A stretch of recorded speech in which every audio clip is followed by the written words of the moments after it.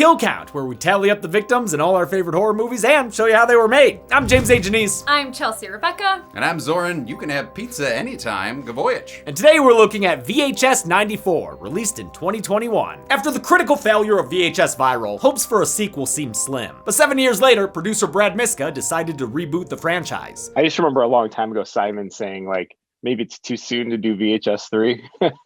And he was maybe right. He turned to David Bruckner, the man behind Amateur Night, who had the idea to set this fourth installment in 1994. He liked how that era's technology made everything look crappy. You could film, the most beautiful person or thing in the world on VHS and it would look ugly. Bruckner was unable to contribute a segment, though, since he was pulled away to direct the Hellraiser reboot. VHS 94 follows a SWAT team who invades the compound of a VHS worshipping cult. They're meant to be the same group behind the tapes in the first two movies' wraparounds. 94 is a return to form for the series, taking it back to the scrappy grunge aesthetic of the first film. Although Shudder wouldn't let them shoot directly on VHS, they did allow them to shoot in the cheaper looking 29 frames per second. Which, either means like you're broke or you found a camera at like a pawn shop from like 1993. 94 also returns a focus to practical effects, especially when it comes to its monsters. While the other VHSs had cool creatures, like Lily, 94 puts them front and center. It's a rogues gallery of monsters, and a litany of cool kills. How many we talking? Let's find out. Good afternoon, and welcome to DMP News. In a breaking report, the serial killer known as the Baker has been tracked to a local mall. Zoran Gavoyage is on the scene. That's right, James. I am here at a local mall where the baker has been cornered and the entire place is in a full lockdown. Police are not allowing anyone in or out. But more importantly, I want to add that you are coming in silky and crystal clear right now. That's thanks to today's sponsor, Raycon, and their updated everyday earbuds, which add active noise cancellation and multi-point connectivity to their already great sound quality, which rivals some of the biggest names in premium audio. And you're a big personal fan of Raycon, aren't you, James? They're my daily go-to, Zoran. I use them while I'm working out, or hardly working. And thankfully, they cover all of that with 32 hours of battery life in the case, plus a wireless quick charge that gives you 90 minutes of battery off of one 10-minute charge. You can even use the wireless charging through their new protective covers. Well, that's just delightful, James. But what's less delightful is that it appears the baker has escaped through a jewelry store back door and is actually making his way to us right now. Okay,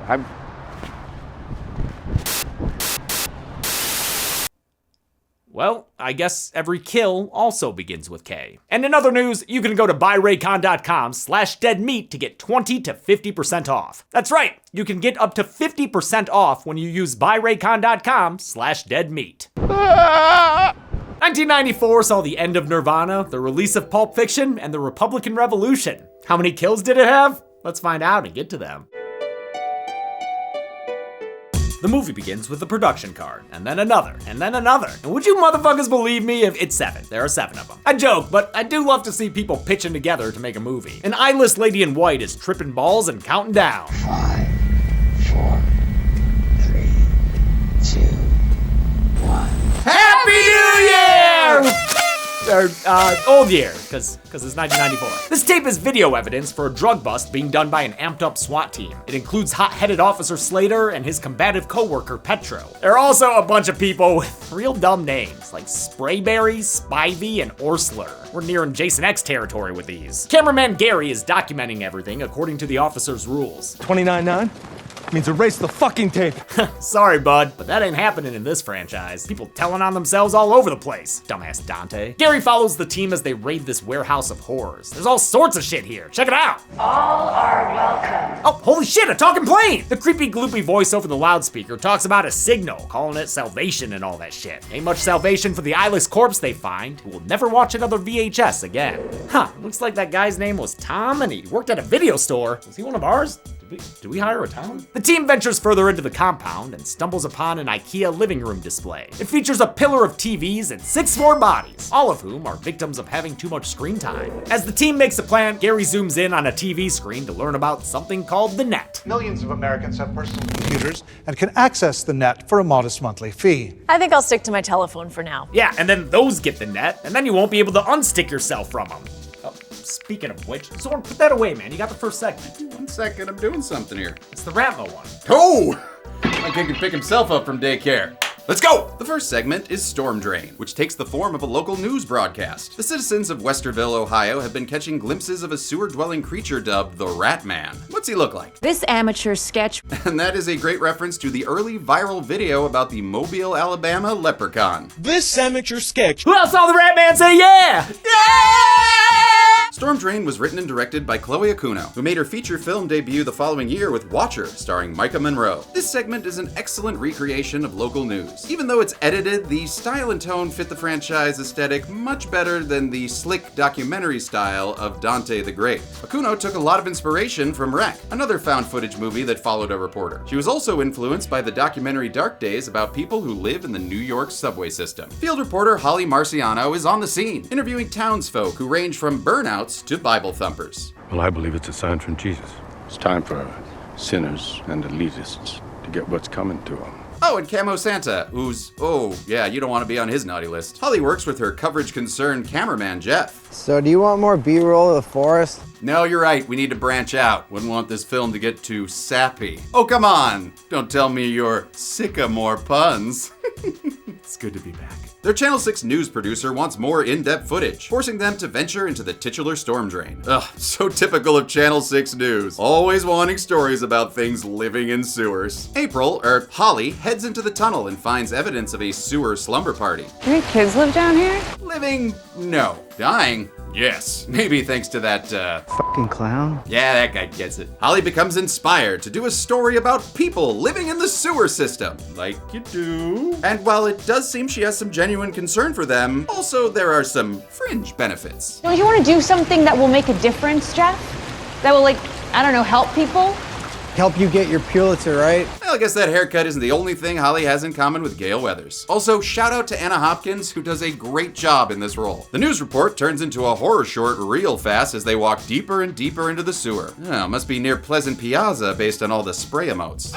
Peely's missing! No! They filmed a lot of this segment in a real storm drain in Toronto, making it as scary to shoot as it is to watch. We were in a real storm drain, and I always had to be the first person, because the camera was behind me, so I had to walk into the storm, and I was like, I don't want to do this. Akuno wanted to recreate the claustrophobic horror of The Descent, a movie that still haunts me to this day. Oh, I don't want to think about it. And felt a real storm drain was a good way to do it. I wouldn't go back in, but it was cool. Eventually, Holly spots something. Someone's here. You think? Because that is clearly a scary night man. Oh! As Jeff is getting more B-roll of this bedroll, he's jump scared by the squishiest eye I have ever heard. I mean, man, there is such thing as too much Visine. The eye belongs to Bill. a dirty duckling of a man in need of some Dawn soap. Holly tries to get an interview, but he's pretty taciturn. Ratman. So it turns out this oily boy is leaking more fluid than information. Are you sure your name's not Bosco? Bill. Okay, just checking. Things are finally creepy enough for Holly to call it quits, but not without leaving her business card. Ooh, that's nice. What is that, bone? Suddenly, she's kidnapped by an off-screen Holly Hunter, and Jeff's not far behind thanks to a jump scare jump cut. Holly wakes up later handcuffed with, what, plastic bags? Oh, come on, you could tear right through those. See?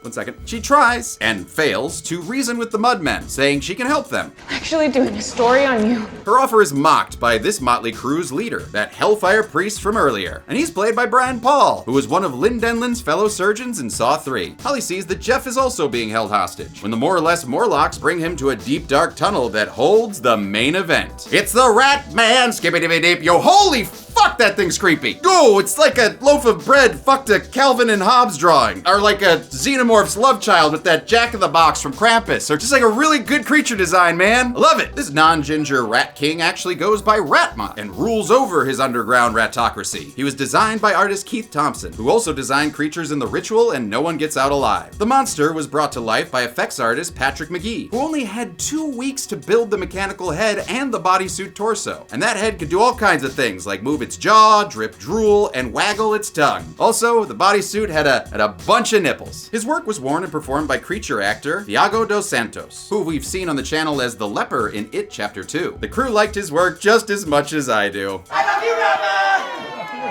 Oh, Ratma. Turns out that Prometheus-y looking black goo we've seen everywhere belongs to Dear Rat Boy. And the pastor uses his rat-tat drooly to baptize Jeff as a test of faith. But the spittoon secretion burns off his face instead. Ooh, guess he was no dragon.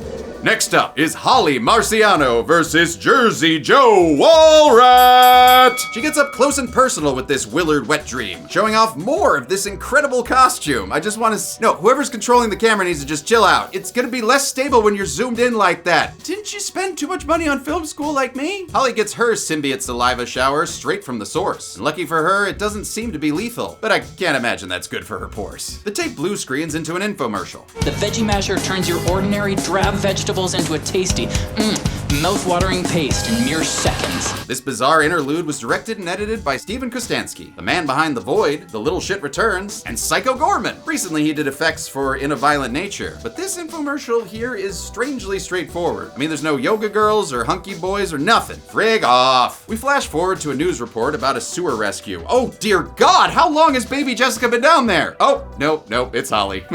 She's cleaned up since then and is now an anchor woman. Ohio State plays the Indiana Hoosiers tomorrow night. Good luck to our Buckeyes. What the fuck did I just hear? Nothing. Can I please finish my segment? Holly seems to be having a little trouble reading the teleprompter. People are already lining up to Ratma the Hayrides, Apple Ratma, and of course, to see who will be crowned the festival's largest Ratma. Well, at least she didn't tell San Diego to go fuck itself. But I will say, goo was a bad choice, since she projectile vomits it onto her coworker and it, causes his face to look like it fell in the cheese dip back in 1957.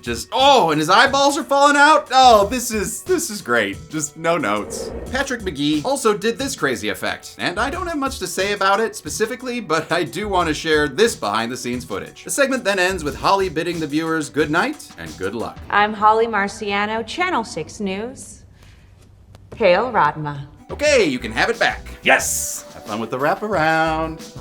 In the spooky VHS compound of doom, Petro leads Spivey and another officer named Nash down to the lower levels. They discover a makeshift church filled with bodies in the pews. But these ain't kills to count, they're kill count props. This kind of shit overflowing from my closet. Looks like the Church of Saturday Sales. This wraparound, titled Holy Hell, was written and directed by Jennifer Reeder. She was excited to create a more traditional horror story than her usual, more experimental fare. She wrote the segment around their prop warehouse location, which already had these church pews, that airplane, and a bunch of lazy boys. When it came to the VHS cult, she was inspired by David Cronenberg's Videodrome and the danger of underground cult videos. Pipe organ music plays us into the next tape, The Empty Wake. It takes place at the Jensen Funeral Home, where a wake is being held for Andrew Edwards. His family has requested the service be filmed, hence the cameras everywhere. Great coverage too. We've got 2 stationary angles on sticks and a 3rd camera that's handheld. I love the funeral home setting. They've always creeped me out, and Haunting at Hill House didn't help with that shit. This is a big night for new employee Haley, who's gonna be running the show on her own. Before they leave, her bosses gossip about their closed casket client. Edwards was in a nasty accident that left quite the stitch job for Mortician Tim. I was more or less able to get him back into his original shape. Pity about his face and head. Haley waits for the wake to begin, but no one shows up. The only thing coming is a storm outside, which ends up knocking out the power. Oh, fuck that, man. Haley grabs some emergency candelabras, and when the lights come back on their own, the casket ain't where she left it. She gives it a knock-knock, and the coffin asks who's there. She calls her bosses, who are together for some reason. They live together? Wait, were those guys boyfriends? Anyway, I love how we can only hear them over the phone when she's right up next to the camera. Maybe they got caught in the storm, or maybe nobody liked the guy and the family just didn't get each other out there. That kind of verisimilitude goes a long way. Take note, Dante the Great! Her bosses assure her that Edwards is definitely dead, and blame the noise on gas escaping his body. The Empty Wake was written and directed by VHS veteran Simon Barrett, who wrote segments and the wraparounds for the first 2 movies, and directed the second film's wraparound himself. He was hesitant to return to the genre. I hate shooting found footage, and I really hope to never do it again. He was won over by the theme of setting all the shorts in the same year, and because he'd get to do a segment instead of the wraparound again. For Empty Wake, he wanted the cameras to start off stationary and become more dynamic by the end. Due to COVID restrictions, they actually shot in the Holiday Inn where the cast and crew were staying and quarantining. Production designer Josiah McKenzie built 3 fake walls against the side of an existing room. They had lighting effects outside their fake windows to simulate a raging storm. Haley grows curious about Edwards and his accident, but because it's 1994, she she has to use a landline phone to call a friend and ask her to look up the accident in a newspaper. She even has to hang up and have her friend call back later. That's how long it took to Google something back then. She hears more knocking, but not from the coffin this time. It's the one and only arrival at this wake. Are you family, or? He's actually been here a while, appearing briefly during the blackout earlier. The man says a few words in Hungarian and leaves just as abruptly as he showed up. Alone again, Haley's friend calls back and tells her the accident was actually front page news. Another blackout cuts the call short, and in the darkness, Edward starts to get restless in peace. Haley tries to leave, but the doors have been chained shut, maybe by that Hungarian guy? As a tornado siren starts blaring, Haley finds that very expensive coffin knocked to the ground. Bad Edwards! Yeah, you stand there in timeout. She tries to talk to him, but the guy's only half the head he used to be. And Tim did not do a good job embalming him. I mean, come on, his guts are still in there. Oh, wait, no, there they go. I absolutely love this effect. It looks so good! Contortionist Devin Chincheong wore a fake half head that they removed in post. Then effects artist Chris Bridges made a slice of brain and filmed it at every angle, so they could digitally add it regardless of the shot. Damn fine work. Since Edwards is lacking eyeballs, Haley's able to distract the organ dropper with organ music. I can't help but wonder why she's still recording though. I mean, that question is almost always present in found footage media, but come on Haley, put the camera down. She gets spotted by Edwards' half a head, which guides his body to attack her right as the tornado rips through the funeral home. To achieve this moment, they fire 2 air cannons loaded with a mixture of dust, fake glass, cork, and balsa wood. When the camera comes to, Edwards has been crushed beneath the rubble, and I'll count it. He was undead, and now he's dead again, Buck Cherry style. He's joined on the count by Haley, who's got a zombie walk going on. Looks like she's been turned into one of the undead too. She escapes out a broken window as the camera runs out of tape. Back in the wraparound, Petro's squad is joined by Slater, who's lost contact with the rest of their team. They head upstairs, where they find stuffed animals, severed arms, and a sudden love for monster truck rallies. We don't need more tech, we need a grave digger! Between the bathroom mannequins and upside down crosses, Slater decides it's time to evac the Not Scary Farm testing factory. Doesn't help that creepy lady's voice is still playing over the PA. Track my signal. Track my signal. She says that the signal is the stimulant, and that forever starts right now. But she's wrong. Forever's not starting right now. The next segment is. So get in here, Zoran. Wait, I get to do 2 segments? I'm honored. Yeah, well, we were gonna have Molly do it, but she partied too hard last night. Stupid alcoholic dog. Hey. The next segment, the subject, begins with a dude who's been turned into a Toy Story spider baby. He then freaks out and bursts into flames. Another unsuccessful experiment. Gagal. 2 months later, Frankenfreaky creator Dr. James Sinedra finally gets a better mic. Keberhasilan agaknya sudah di depan mata. The Indonesian scientist is making human-machine hybrids, or as he calls them, neo-humans. Whoa. And that kind of work ain't exactly above board, which is why he's operating out of this basement laboratory. He's kidnapped 2 more patients for his experiments, a male and a female, whom he calls subjects 98 and 99. I kind of ran out of ideas there. He begins his operation on Charles Xavier's sister, and when the tape starts back up, it's from the perspective of 99. Happy born day to you. Happy born day to you. You look like a monster, and your arm is gone too. Oh shit. Through her eyes, we witness Dr. James making sure his bone saw's ready in order to chop off this subject's limbs with abandon. No kill graphic yet though, since as of now, he's still alive! Somehow, the TV starts playing, and it happens to be a news report about 99's kidnapping. Yes, but about the TV turning on. Just nothing there? We're gonna ignore that? Cool. Cool. Dr. James wants to give her a drill bit lobotomy, but she fights back, so he decides to put her down for good. He's interrupted by the arrival of the cast of The Raid. Ooh, and look, they come with their own cameraman. Pastikan kamu merekam semuanya. Sweet, second angle, and one that's not of dubious ethical origin. Their leader, Captain Hassan, confirms James's identity, but he's not there to take prisoners. Instead, the officers execute him on the spot in an act of street justice, and it leaves cameraman Jono pretty comedically shaken. What? The cops split up to look for survivors, and Jono discovers our POV tagonist, who we only know as SA. Thank you, self-turning on news report. Jono recognizes her as the missing girl, but she's so messed up that Captain Hassan says she ain't got no soul.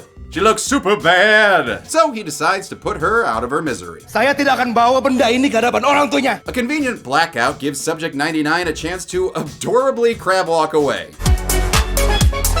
When the cops try to leave the way they came, they set off an explosive booby trap that blows 2 officers to smithereens. And yeah, I guess this guy's technically still moving, but I'm gonna assume he's not making it out of there. A recording starts playing, revealing they've triggered Dr. James's contingency plan. Bakat ciptaan saya milikku seorang. Kalian tidak akan pernah meninggalkan tempat ini hidup-hidup. Oh god, is this a Saw thing? Is he sawing these guys? Well, I guess kind of, as Subject 98, the male one, comes back to life. He then skewers a man named Echo, leaving him an echo of his former self. Jono QuickTime dodges his next attack, but 98 makes short work of 2 more cops, Django fetting one while Dookuing the other. Hassan comes to Jono's rescue as 98 gets his blades into another officer and saws his head off. Ho! I knew this was a saw! Oh, and then he throws it at the camera? Oh, bro, sick edit point. With their bullets ineffective, Captain Hassan decides to frag out, adding to the video game feel of this whole segment. I mean, seriously, this shot right here? Yeah, just feels like I'm fighting a cyber demon in Doom. We switch back to S.A.'s POV as she wakes up in the rubble and sees heads and bodies everywhere. That, hey, we've already counted. I see you comments. There is, however, a fresh and foggy kill happening in the smoke over there. So I'll count that guy getting dragged away. 99 manages to escape her nemesis-like stalker, but she gets caught in a paper cutout crossfire between 98 and the cops. And hey, she's got legs, and she knows how to use them to escape, as 98 kills the officers with off-screen sound design. The subject was written and directed by franchise returnee Timo Chayanto, who co-directed the excellent Safe Haven from VHS 2. Chayanto was excited to return to the indie filmmaking style of the VHS movies, and he set out to make a simple story in, and I quote, berserk bloodlust mode. Nothing deep, nothing profound, just urge to go mayhem before I grow too old and too comfortable. I can't wait for my midlife berserk bloodlust crisis. Watch out. S.A. finds herself in Dr. James's study, which has the blueprints for a BFG, a save typewriter, and Alfred E. Newman? No, wait, that's just the top of her head. And she verifies it by looking in the mirror. She doesn't like it. Oh, side note, how the hell did this guy recognize her earlier? I guess he's just really good at picking out a chin in a lineup? Look out, Bruce Campbell. Further inside, 99 discovers a friendly head with a cyborg Spidey eye patch. Hello. As well as 3 failed test subjects, which include a she-borg who belongs in a morgue, a henchman of the Tall Man, and this bloody Saw 4 poster head. And there's one Ripley clone in the back who still has some life in her, so S.A. mercy kills her by pulling the plug. Oh, so it's okay when she does it, but not when the commander suggests it. She's attacked by one of the officers, but Agent 99 gets smart and grabs a machine gun arm. Barrett Wallace, eat your heart out. She uses her proto-mega buster to shoot one guy with a super delayed reaction from himself and the blood squibs. Then she shoots through another officer's head until it's a spurty mess. Oh yeah, we're in full video game mode now. Oh, speaking of which, starting in December, Zoran will be doing video game kill counts on the first Friday of every month. Yeah, and I'm starting with Resident Evil. We hadn't announced that yet. Exclusive. S.A. says dead or alive, you're coming with me to her human shield that helps her shoot 3 more officers who arrive. Then she throws the body at a 4th guy and makes him do a little dance, make a little blood, and get down on the kill count tonight. 2 more cops show up, but they've got a 99 problem because this bitch is one badass when she uses her new arm to launch a grenade into one of these guys' pockets, blowing up both her attackers. Another officer brings a knife to this gun show, so she tells him to pipe down. 99 runs into Jono, who refuses to hurt such a lovely chin. Turns out the 2 have a lot in common. Lu mau apa?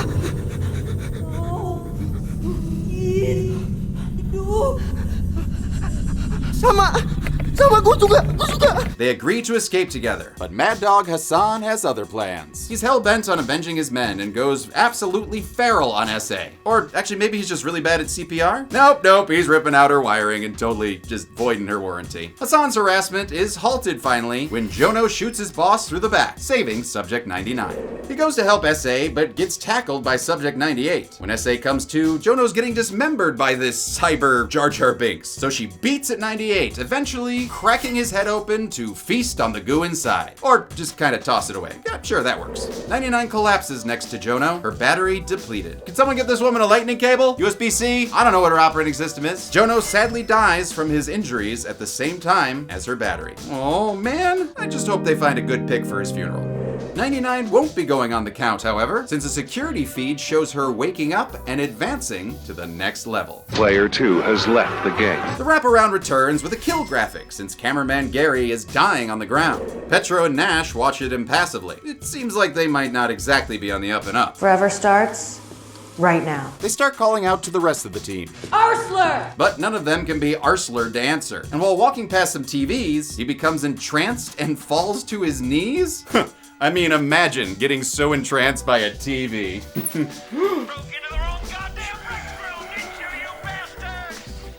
Alright, my turn now. The final segment, Terror, begins with a blaring alarm. We're at a makeshift military base outside of Detroit, Michigan, but these D-bags aren't D-Town's finest. This is a propaganda video for the First Patriots Movement militia, a group of gun-toting white supremacists. It all feels like a Chaos Realm version of the Red Green Show. They're led by their self-described Herr Commandant Greg. Damn, Gus from Recess took a hard right turn after graduation. We will take back America. And remember, if the women don't find you handsome, they should at least find you handy. Greg, you can't just shoot into the air. What kind of example are you setting as a— Okay, now look what you've done. Michigan is weird like this. If you run into a guy in the woods with a gun and flannel, flip a coin. He either practices subsistence hunting and loves his labor union, or he's a guy who knows way too much about Viking runes and is just asking questions no one else wants to ask. This short is possibly my favorite VHS segment, period. Does it help that it's set in Michigan?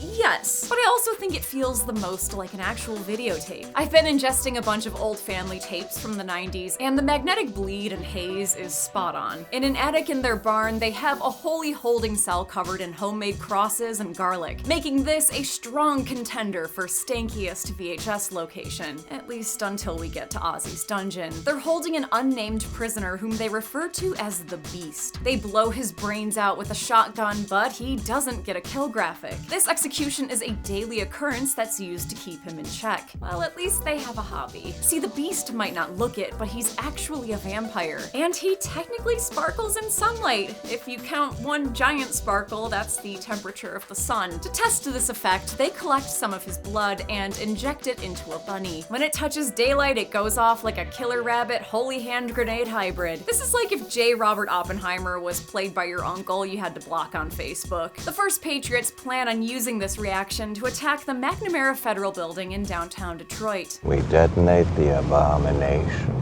That building, the real one, not whatever Toronto structure they filmed here, was actually the site of a real-life incident right after 9/11, when a federal officer was killed in the lobby by a guy who was mad he couldn't take his gun inside. This fictional attack is the first step in a plan to overthrow William Jefferson Blythe III's regime, and they don't care about potential collateral. They got a daycare. They got a daycare. Oh. Okay.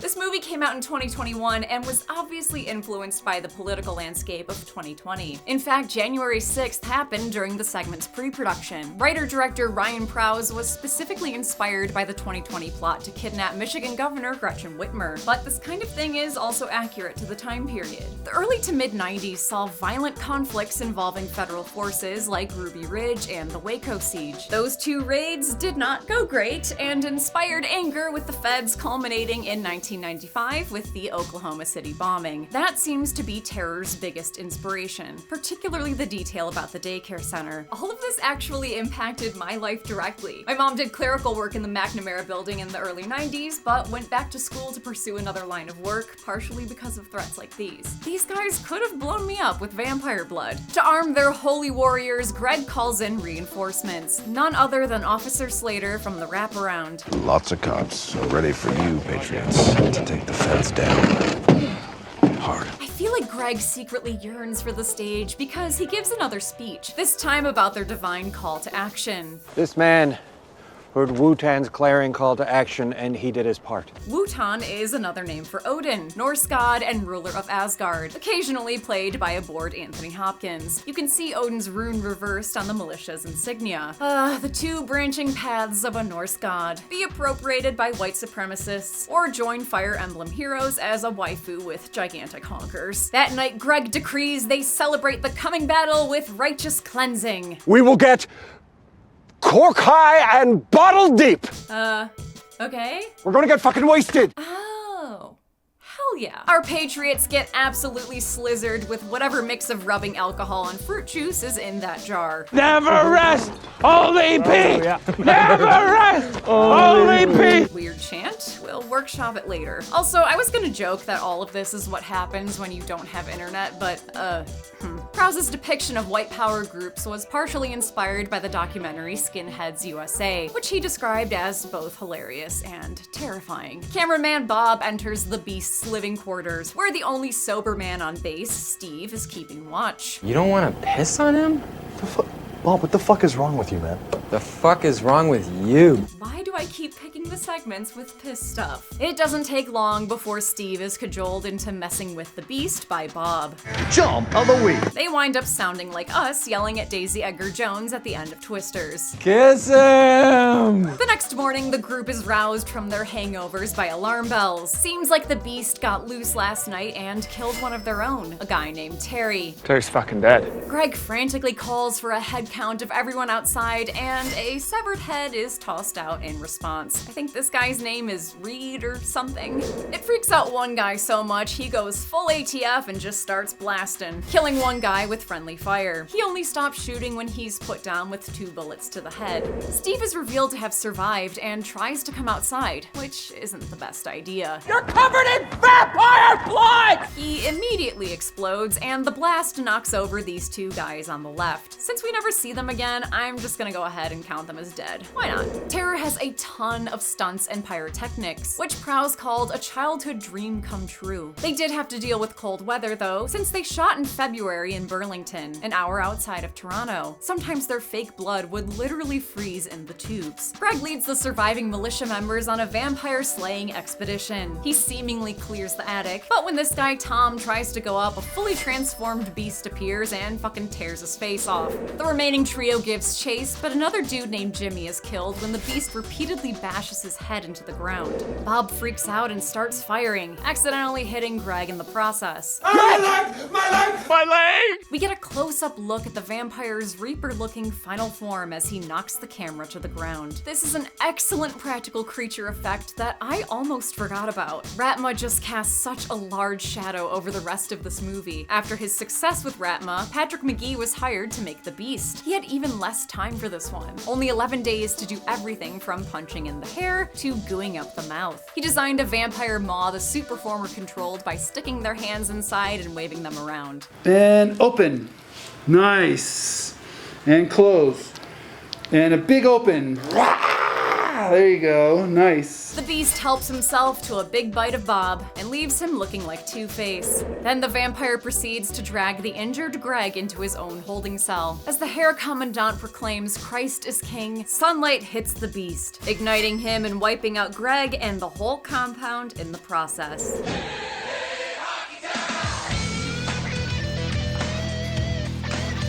All right, I gotta finish the wraparound. I can't stop! Detroit was mentioned, I can't stop! I know. Chelsea, Honey, Chelsea, come on! Chelsea, for the love of God. Yep. Kwame. We return to the compound, where Spivey's been given the eye-popping treatment. Slater is tied up next to him. He's being held hostage by Petro and Nash, who reveal themselves as members of this cult that just, really loves movie night, you know? They confront him over his alt-right connections and let him know how this tape is gonna end. We're the final girls. You're our final kill. I don't love the dialogue here. It's laid on a little thick. We deal in contraband content, strictly VHS. But I do love this kill, as Petra beats Slater's head with the camera until it's nothing but a bloody pulp. Ew. The movie ends as the 2 ladies talk about their latest tape. What should we call it? Oh, I know. You could call it Title Card. How many Ratmas did this bout of Ratmas Ratma? Let's find out and get to the Ratmas. Whoa, Ratma! No, this is a tape. Ratma! Ratma! Tape! Ratma! Hail Ratma.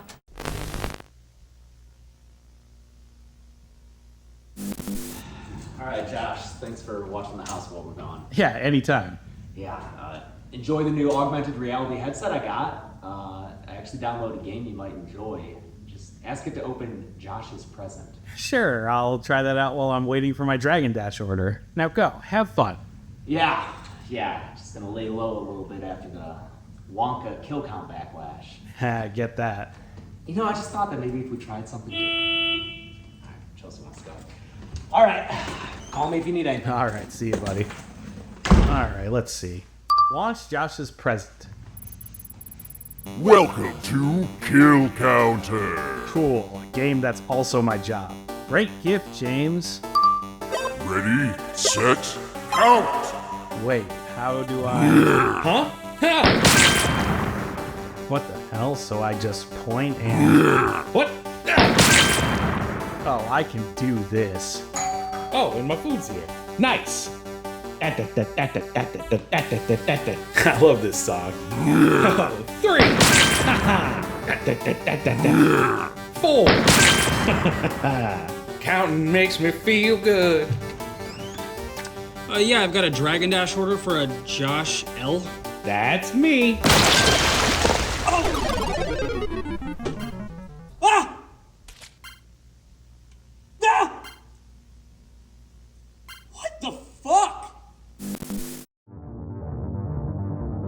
We counted 53 kills in VHS 94. The victims consisted of 43 men, 9 women, and 1 unknown head in a bucket, giving us a more than 4-to-1 ratio of dead dudes. That body count puts 94 just ahead of its predecessor, but VHS 2 is still the reigning champ of the series. The kills per segment broke down like this, with the subject responsible for just over half of them. Timo reigns supremo. With a runtime of 103 minutes, VHS 94 had a kill on average every 1.94 minutes. And with 5 segments, including the wraparound, the movie had an average of 10.6 kills per segment. We'll give the Golden Chainsaw for coolest kill to the news anchor. It's such an unexpected and graphic way to end the first segment, and you gotta love all that spurting goopy goodness. There's a reason this was up for best kill at the first ever Dead Meat Horror Awards. Dome Machete for lamest kill will go to those 2 militia members killed in the explosion, since I'm not even sure they died. Like, where the heck did those guys go? And that's it. VHS 94 was released in 2021 and was Shudder's highest viewed movie premiere ever. Until it was surpassed the following year by its sequel, VHS 99. We'll look at that next week after a Sunday special, but until then, I'm James A. Janice. I'm Chelsea Rebecca. And I'm a man whose wrestling coach refused to learn his name and called him Zucchini Garage Sale instead. You want to wrestle sometime, Zucchini? And this has been the Kill Count. Come here. On the next Kill Count. What is it that you wish for? Is it a date with your best friend? How about dinner and a movie? How about hot dogs and a ball game? Is it to meet your favorite actor? Irreplaceable. One of a kind. Perhaps it's for an underrated horror movie to finally be on the kill count. As you wish. Watch as an unsuspecting mortal basketball coach accidentally unleashes an ancient evil. Do you have any idea how crazy that sounds? The Jinn have the power to grant your wishes, but be warned, you've never had a friend like me. Forget Barbara Eden, forget Robin Williams. Be careful what you wish for, or even what you want for. You know what I'd like? I'd love to know. Because I'll count that as a wish. You don't even have to say the words, really. I'll help you get there. You basically just have to agree with me offhandedly. Am I to understand this is not something you wish to see?